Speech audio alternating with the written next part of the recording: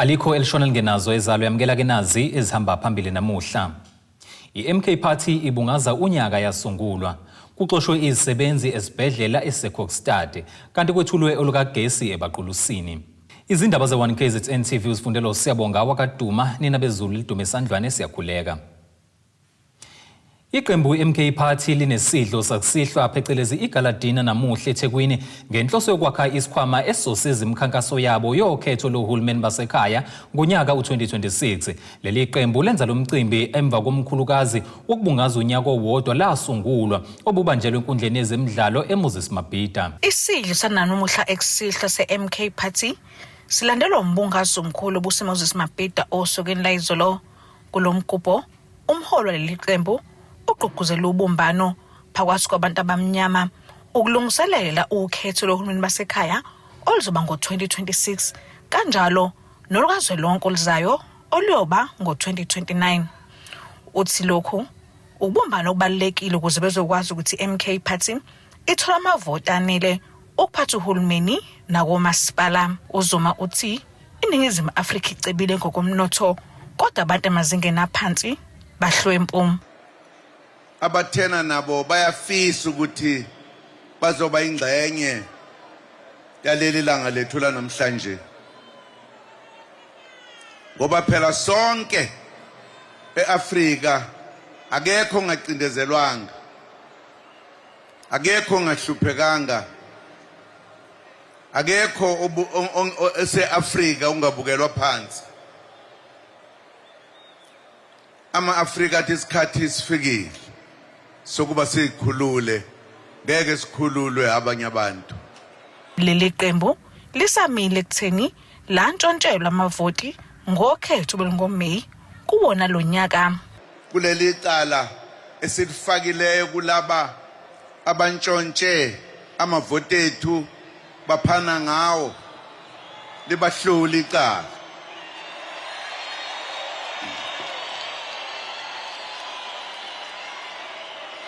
Abantu ke njalo labo kuthiwa ibona abaphethizwe, ibona abanokulungisa, ibona abamele ukuthi sonke njengabantu esiyithi nje kube ibona basigadile ukuthi singonakalelwa izinto. Uma kuntshontshe ifundiswa ke kuthiwani ngoba kuhlale kuthiwa kutshontsha laba bangazona ifundiswa bayintshontsha impela. Ngotebogo Sibisi wezindaba ze1KZN TV kuChannel 261 ngiseMoses Mabhida eThekwini. Zikhala ngokuthi umqashi ukhethe iphela emasini wazixosha izisebenzi ezintathu zenkampani ebizwa ngeMiyaluza Security esebenza ke esibhedlela sikahulumeni i-East Gradual eSekhokstad ogwini oluseningizimu nesifundazwe iKwaZulu Natal. Lezi zisebenzi zangenela isiteleka zikhala ngokuthi umqashi akabakhokhele imiholo yabo, kanti ke phakathi kwezinto abakhala ngazo ukuthi umqashi ungubhongoza ongenalo uzwelo kumuntu ompisholo. Onogada benkampani kaMiyaluza Security, abagadi isibhedlela East Griqualand and Asha Memorial bathi ukuze bahole kufanele bagxobe itoyitoyi kanje. Laba bathi umqashi wabo akabaholeli kahle kusuka ngenyanga kaFebruary futhi lokhu sekuyinhlala yenza. Wasixela into bana ulonyaka xa uqala 2024 sizosokola hayi kancinci. Uzawusiholisa ngohlobo asiholisa ngalo. Yenzela imali singayazi iphuncuke ezandleni izobola ngamatyala sobola ngamatyala. As a result ke kwenzekile nyana usukela ngoFebruary asiyazi thina imali before sihole funeka senze into uyibonayo. Usukela ngoFebruary before sihole funeka siphume ezindlini sotoyitoya asinike kulo date. Uyakwazi ningana nge15 kodwa xa simfumana efonini ngoba ubaleka nefoni yakhe kodwa xa sigcina sesimfumana uyasixela imali akanayo ayobhatala thina akanayo but imali unayo. Bathi namabhonasi akabaniki. 2023 kuyonyanzela eqale masihambe siye kwa-SMA siyofuna ibonus, then wasinika ke ibonus kodwa lo bonus waye wazizela before yosinika. Wazizela awacela uvulela ihholo lapha ngaphakathi ubaqathethe nathi.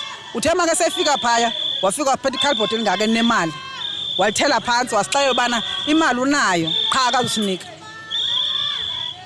wathi ke masabelana ngalamana ama 60,000 ansakhumbula. Omunye wezisebenzi uthi umphathi wabo ungubhongoza futhi ongenalo uzwelo.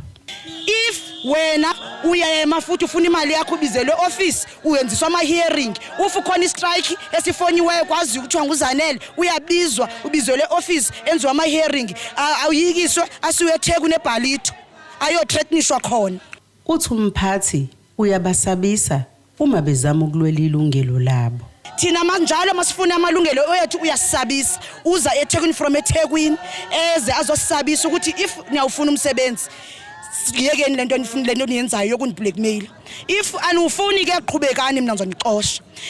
Masifuna amalungelo ethu yena uyazibalula uthi yena uphezulu yena unestampu samathenda nguye oqashisa emakhampani ezibhedleleni ezikhulu ayikho into esingamenza yona unepowers ezininzi yena masifuna amalungelo ethu umyaluza umnikazi wenkampani. Esephetha uthi abasamdingi kulesi sibhedlela. Le company nje ayisonwabisi ever since iyafika asiyidingi sesidinge enye company. Le company ifike sebenza kakuhle ne company esasebenza le Marshall Night kodwa le company akukho konwaba. Owe EFF uthi lezi isebenzi zihlukumezekile kanti umphathi wazo akafuni ukuzilalela. I-arrogance abanayo abantu bakwaMyaluza with these people and kubhlungu ngoba abanye bagxothiwe apho behlala khona berenta khona balala apha phandle and abafumani incedo nakubani namuntu ufika azibhekele nje badlule so kulapho singenelele khona si-EFF even take the matter to kwa labor ukuthi fanele babafayile icase then sifakile icase kwi-bargaining council on Monday. Imizamo yokuthola umnikazi wenkampani kaMyaluza Security iphunzile. Lumbiko benuwethule lo Zamando Sicele wezindaba ze1 KZN TV ngiseKokstad. Kulokoza inhlansi yethemba kubantu baku Ward 4 eFilidi enhlanele kaMthaniya njengoba umasipala waseBaqulusini wethule usonkontileka ozofaka ugesi kule ndawo. Abantu bakule ndawo bathi ke bese kuyisikhathi eside belindele ukufakelwa ugesi kepha ke belokhu bebambe isisila sehope. Injabulo iyachichima emphakathini kaWard 4 lokhu kulandela ukwethula kagesi ngokusemthethweni ngumasipala aBaqulusi. Ngendlela esibonga ngayo uhulumeni ngendlela keza kahle ngayo sesidonsa isikhathi eside sibekezele singaphumeleli sizindlo bese yaphambili kodwa ngokuphumelela kwethu nje kulonyaka sesiyawubona umehluko into ngendlela izinto ezenzeka ngayo manje ukuthi hayi kukude lapha siyakhona sesiyutholela ugesi. Kanti uKhehla Mkhwanazi oyimeya lomasipala uthi ukwethulwa kwalogesi kuzolekelela abantu abaningi. Kepha kunezinye igodi sizifakela ugesi nokufaka phakathi MV line ebesifaka khona la kwamakhukhula kwadonso wakhe sinye sazo na khona la kwamakhukhula lezi igodi ke namhlanje besiyoqinisekisa ukuthi ugesi siwufakile usuyakhanya siqinisekisile lokho kodwa okunye besizokwenza bekuba sizokwethula usonkontileka ozoqhubeka nomgwaqo khona la futhi kwa Ward 4. Ikhansela lakule ward lithi bese siside isikhathi kungafiki intuthuko kuleli ward ngenxa yenhlese yezopolitiki. Ihambe intuthuko ibuyele emuva. Bethu abantu bakwaFoma shobani soma nawe. Ngisho ngikusho lokho ngoba ngiyona indoda enamanga. Shela angiyona indoda elivaka angisadutho. Lutho.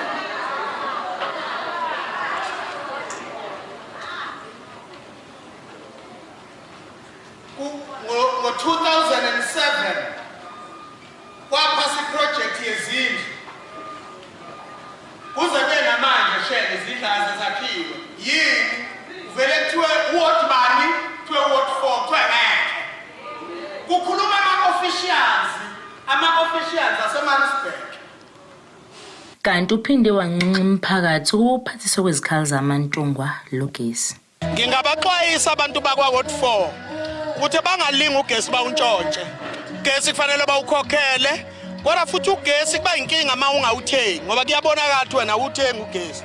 Uma ugesi usufile kuba lukhuni ukuthi uEskom uphuma uzokulungisela ngoba vela uthenga ugesi. so ngiyabakhuthaza abantu bakwa Ward 4 ukuthi noma ngabe uthenga ngo20 rand noma ngabe uthenga ngo50 rand uthenga ugesi ukuze Eskom ubone ukuthi labantu bayawudinga ugesi bayawusebenzisa. Khona manje ungqongqoshe womnyango wezokubusa ngokubambisana nezindaba zomdabu KwaZulu-Natal uThula Sizwe ubongele lo mphakathi obese kuyisikhathi eside wentulelo ugesi.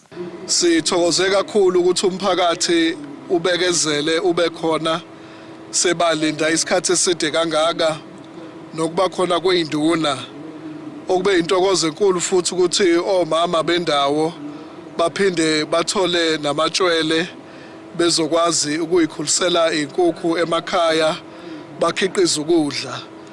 Siuncoma kakhulu ke umphakathi walapha eBaquluseni ikakhulukazi umeya walapha eBaquluseni ngeinhlelo ezibonakalayo nezicacile eyiletha intuthuko kubantu. Sibekadlala ezindabeni ze1KZN TV ngiseFryhead. Usheshe wafika uKhisimusi kwenkulisa yabantwana iSiyamethemba Daycare ekwesakamthethwa eMabhuyeni enyakatho nesifundazwe ngekathi ke inkampani yabangcwabi Avbob inekelela ngezinsiza ezisemqoka kule nkulisa. Umphathi wale nkulisa uNobuhle Ngqulunga uthi lolu xhaso abalutholile luzohamba ibanga elide ukufezekisa iphupho labo lokunakekela abantwana. Lenkulisa iSiyamethemba Daycare idonsa kanzima inabantwana abangama40 abaneminyaka ehlukahlukene. Owesifazana osemncane ngomsungulo lenkulisa uNobuhle Ngqulunga uthi uxhasa abalutholile luzohamba ibanga elide ekubhekaneni nezinselelo zabo. Osukwini namhlanje sizokwenza iCSI project esiyibiza ngoLiboni we senza Christmas gifts for abantwana abancane.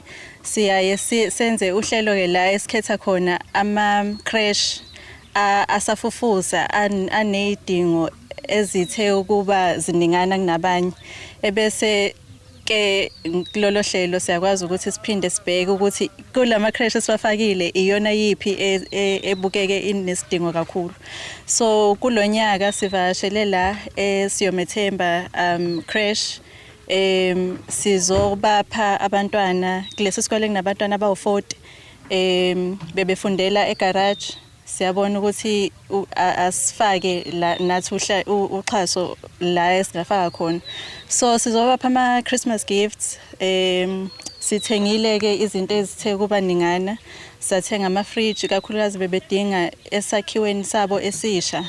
Izinto ezifana namakhabethe, itulo, igrosa ngoba bakhale ngokuthi sometimes abatholi ukudla kuze cishe kuphela unyaka. Inkampani yabangcwabi yabakwa-Avbob inikele ngokudla, amathoyizi okudlala abantwana, amakhabethe, ifridge kanye nokunye. Ithi inezinhlelo zokuhlonza izinkulisa ezidingayo njengohlelo lwayo lokubuyisela emphakathini. Basize bona kwi-nutrition kakhulu ekudleni kweingane ngenxa yokuthi la kwi-areas kuyo sendaweni yasemakhaya into nasemakhaya abazali abakhona ukuthi befinyelele ekuthenini bekhokhela ingane ukuze sikwazi ukuthi sithenge ukudla kweingane. So ingane beyithanda ukuthi zize esikoleni kodwa kube inkinga yokuthi kuyashoda eswini ayikwazi ukuze esikoleni ngenxa yokuthi ukudla akukho. Ikhona impela nje abasize ngakho kakhulu engithemba ukuthi kuzosilonda ekuqaleni konyaka okuyona nyanga isuka inzima kakhulu uJanuary kuze kube phakathi nendawo nenyanga. Ezindabeni ze1KZN TV kube iNkosi Mthembu eMabhuyeni. Ake sihlabene nali ikhefu sihlangabeze nezinye masibuya.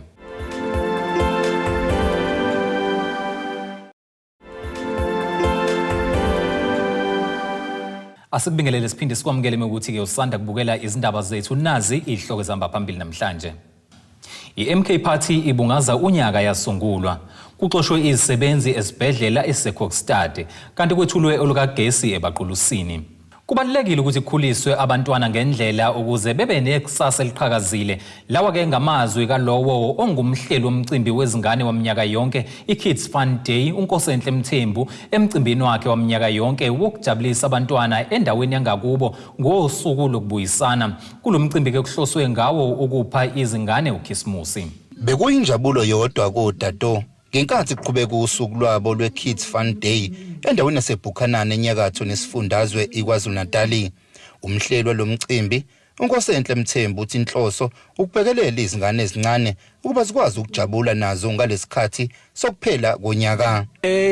Ngithathe i-initiative ukuthi ngihlanganise izingane uma kusuke ku December so ngenzela ukuthi ngizipho Christmas futhi sibe nezinkulumo sizakhe ngoba ngiyakholwa ekutheni ligotshwa lisemanzi so kubalekile ukuthi izingane siqale kumanje nanokubheka nje izinazo zonke izinto izingane ezibhekana nazo izingane vulnerable ziyadlwengulwa ezinye uthola ukuthi ezinye izingane ayinabo abazali abaphelele.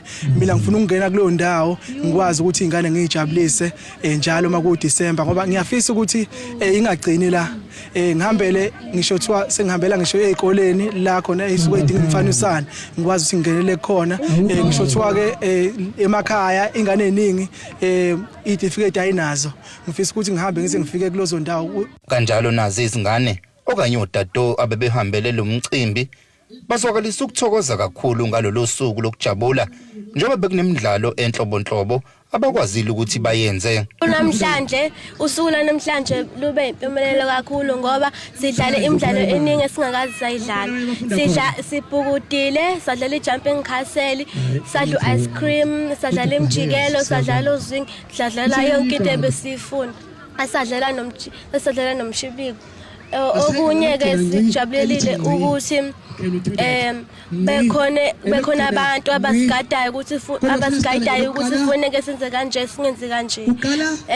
Bengithanda ukubonga ukuthi bekhona izinto imithetho ukuthi bekufuneke senze kanje singenze kanje. Ngalesikhathi abazali abaningi baye bakhohlwe okanye baye bangaziniki izingane ithuba lokujabula njengoba suke sekuqale amaholiday.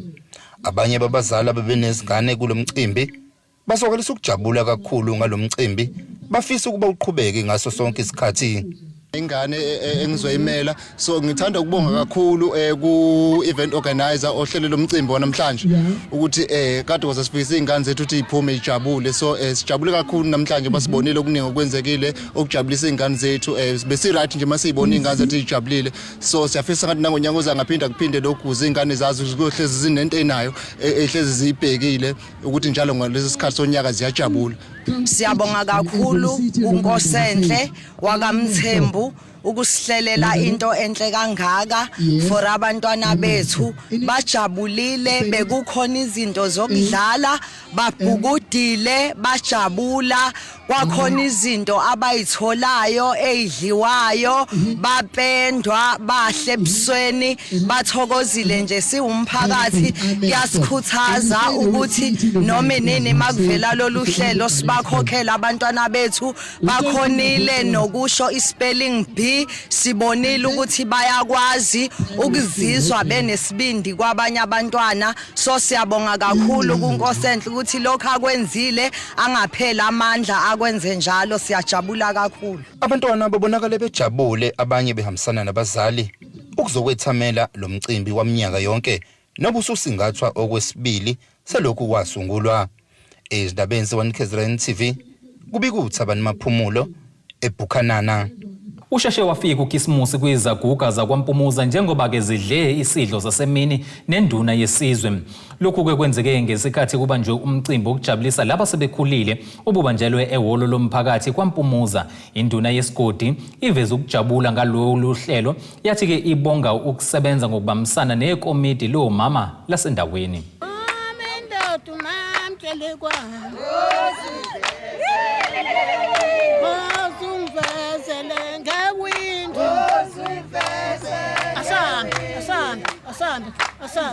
Bezigiya ziqephuza kanjena izaguga bezihambele umcimbi wazo ebezihlelelwe wona kwaMpumuza eShayamoya kanti amadolo abhlungu zwabeke eceleni zabungaza ndawonye. Sizama ukuthi abasilandelayo bangabe besangena kule nkinga thina esangena kuyona badle lokudla okuphekwe emakhaya oku right ongafakwa yonke lento efakwa kulesikhathi samanje. Kahle bekunomdlalo bekuthiwa sizowudlala kushuthi babacabangelile kokho ngoba phela impilo zethu asifani besizogijima sidlala ibhola sidlala ingqathu.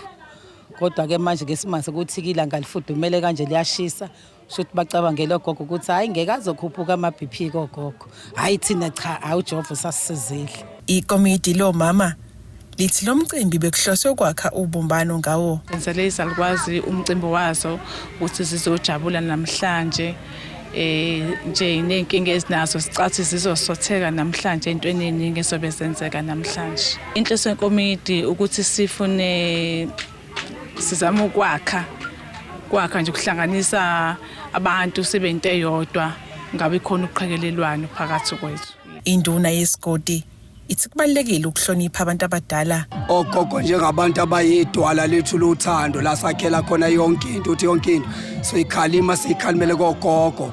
Sibuyisa lento yokuthi ogogo fanele bahlonishwe sibathande sakhele kubona njoba sibenzela kanjena kuyisibonelo nasesizweni nakubo bonke abantu ukuthi sibuyisa ubuntu nezingane zibone ukuthi abantu abadala banakekelwe. Umthalane uthi izaguga zibhekene nokuningi emakhaya. Ibusise iqhamuka kubantu abadala zokwehlela einganeni ukuze sikwazi ukulwa nalento yama drugs, crime na yonke lento eyenzakala uphuzo olutakayo na wonke le ndaba ehunga.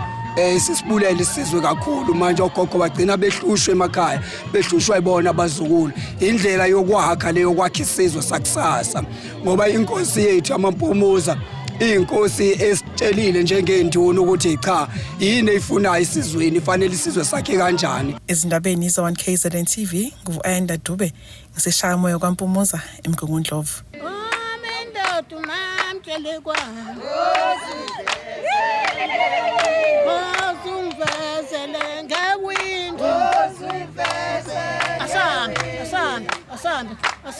Ake sihlabene nali ikhefu sihlangabeze nezinye masibuya.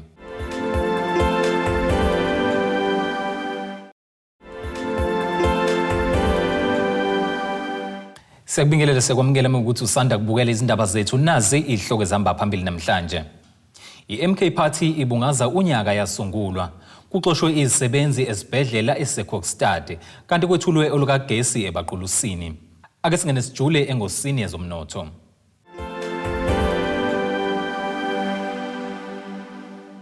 Irandi lakuleli liwu 17 rand 80 cent maliqhathaniswa nedola laseMelika libe u22 rand 49 cent maliqhathaniswa nopondo waseBrithani libe ngu18 rand 61 cent maliqhathaniswa neeuro lase-Europe.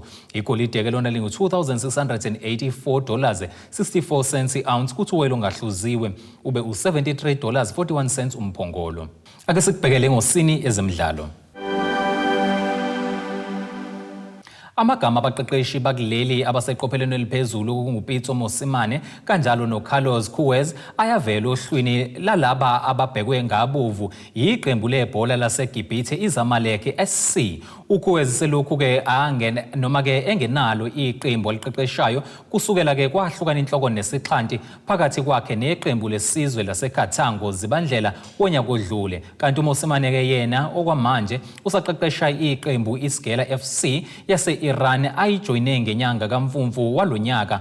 Wahola ke leli qembu kwimidlalo eyisikhombisa okwamanje. Asikubhekele isimo sezulu esingalindeleka.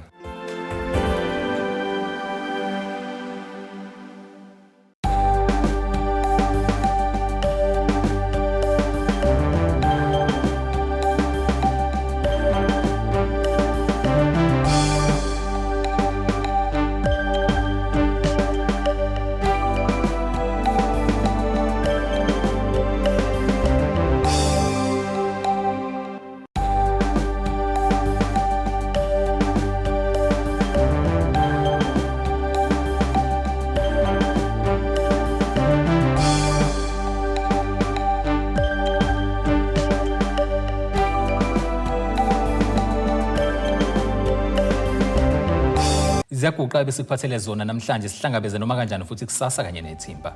Abethuli bethu bezindaba baxhaswe ithulizi Bayview Bridal. Ungabashayela kulezi zinombolo ezivelile.